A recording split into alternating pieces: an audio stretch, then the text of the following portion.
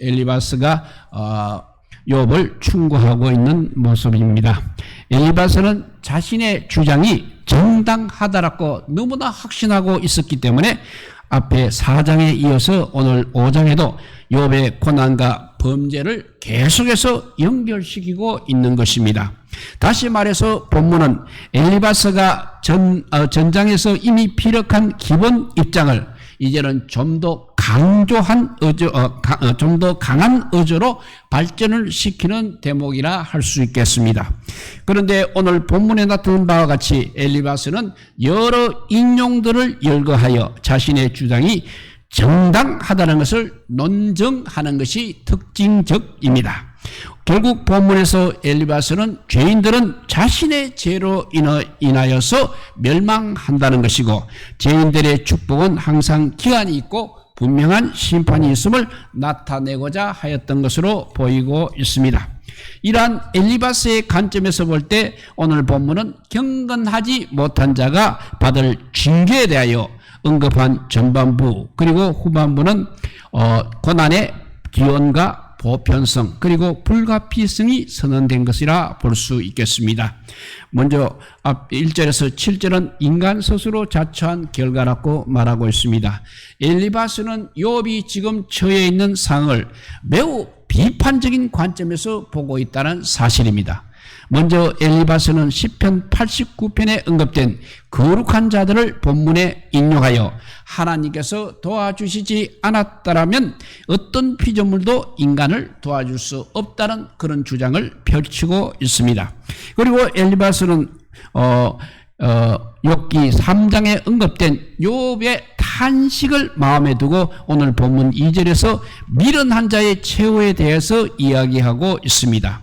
여기서 엘리바스는 미련한 자를 가리키는 낱말로 사용하고 있는 에올이라는 단어는 욥이 자신의 안위를 지칭했던 나발만큼 강한 의미는 아닐지라도 궁극적으로 하나님께 대한 경외를 저버리는 사람, 그 사람을 미련한 자라고 가리키고 있는 것입니다. 엘리바스가 이 단어를 사용했을 때 욥은 그 의미를 자신의 어리석음에 대한 비난의 말로 아마 이해를 하였을 것입니다. 엘리바스의 충고에도 불구하고 욥은 계속해서 완고한 자세를 유지하고 있습니다. 그러므로 엘리바스는 또다시 자신의 강변을 계속하고 있을 뿐만 아니라 자기 자신의 주장에 대한 강도를 가일청 더 높이고 있다는 사실입니다.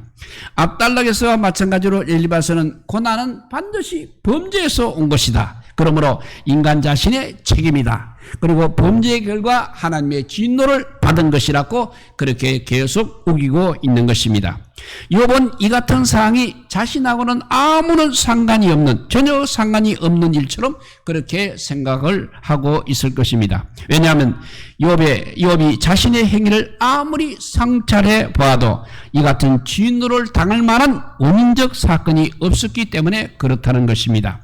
그래서 그는 이러한 엘리바스의 강론에 대해서 엘리바스의 말보다 훨씬 더 깊게 강변을 하고 있는 것입니다.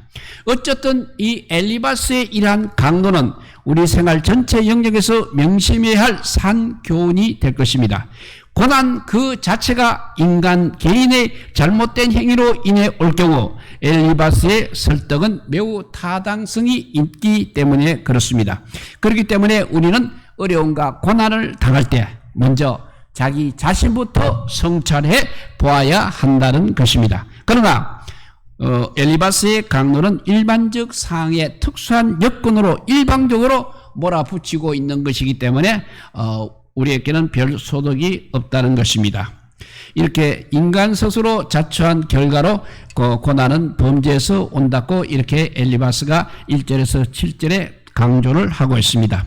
그러면서 이제 8절에서 16절에 가면 하나님께 구하라고 말하고 있습니다. 하나님께 불평하는 자의 어리석음과 그 결과에 대해 언급함으로써 욥의 불평을 직접적으로 질책한 전단락에 이어서 오늘 8절에서 16절에서는 욥의 고난에 대해서 그래도 해결책을 제시하는 장면이라 할 수 있겠습니다. 엘리바스 논지의 결론 부분이 시작되는 본문은 욥의 죄에 대한 날카로운 지적이나 앞날에 대한 이제 암울한 언급 이런 거는 잠시 중단을 합니다. 그리고 절망 속에 빠져있던 욥으로 하여금 그래도 하나님의 긍정적이고 온화한 속성들에 대해서 눈을 돌리고자 노력하고 있는 것입니다. 이러한 본문은 하나님께서 진노하셔야 할 것이 기록된 전반부하고 하나님의 속성들을 언급한 중반부, 그리고 욥의 해결을 위한 엘리바스의 변론이 표현된 후반부, 이래 세 가지로 구성이 되어 있습니다. 그런데 엘리바스는 욥에게 고난에 대한 해결책을 제시하면서 동시에 자신이 품고 있는 일종의 세계관도 피력하고 있습니다. 여기서 하나님은 놀라운 능력으로 자연과 인간사를 다스리는 분으로 나타납니다. 그리고 자연의 법칙을 부여하시듯이 도덕적인 질서로서 인간사를 다스리는 분으로 하나님을 암시하고 있는 것입니다. 즉 하나님께서는 악하고 불의한 자의 계획이 이루어지지 못하게 하신다는 것이고, 오히려 힘없고 약한 자를 보호하신다는 그런 말입니다.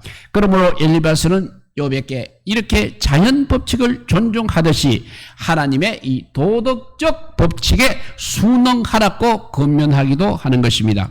이러한 권면에는 엘리바스가 욥을 범죄로 인해서 하나님과 적대관계에 놓인 사람으로 보고 있음이 암시되어 있다 할 수 있겠습니다. 특히 욥을 자신의 능력을 과신한 나머지 교만한 상태에 빠져서 가난한 사람을 핍박한 악인으로 은연중에 또 힐난하고 있음을 알 수 있는 것입니다. 그래서 매우 뛰어난 시적 표현을 사용하여 고난 중에도 그래도 하나님을 찾아야 되는 이유에 대해서 엘리바스는 강조하고 있는 것입니다. 왜냐하면 우리 머리카락도 세시는 하나님께서는 하나님을 사랑하는 사람들에게 유익을 주시기 원하시기 때문에 성도들은 고난 중에서도 반드시 하나님을 찾아야 한다는 것입니다. 그런데 그 찾아야 하는 그 이유를 구체적으로 살펴보면 고난 중에서의 근거와 지시를 위하여 고난을 통해서 하나님께 영광을 돌릴 뿐 아니라 그 고난을 참을 수 있는 인내를 얻기 위하여 고난을 통하여 얻어된 영적 유익과 향상을 위하여 고난 중에서도 하나님을 찾아야 한다고 그렇게 피력하고 있는 것입니다. 그리고 이와 같이 하나님을 의뢰할 때 찾아오는 것에 대해 설명한 후에 엘리바스는 이제 욥에게 하나님의 능력, 하나님의 주권 이런 것을 인정하라고 권고를 하고 있습니다. 하나님을 향한 인간의 내적 강구는 무엇보다도 먼저 인간에게 내적 평안을 준다는 것입니다. 이 내적 평안은 인간의 적극적인 수고에 의한 산물이 아니라 하나님께서 주셔야 한다는 것입니다. 그러므로 만일 욥이 이처럼 하나님께 호소만 한다면, 내적 평안을 달라고 호소만 한다면 현재와 같은 이런 절박한 상황은 결코 임할 수 없을 것이라고 또 엘리바스는 주장하고 있는 것입니다.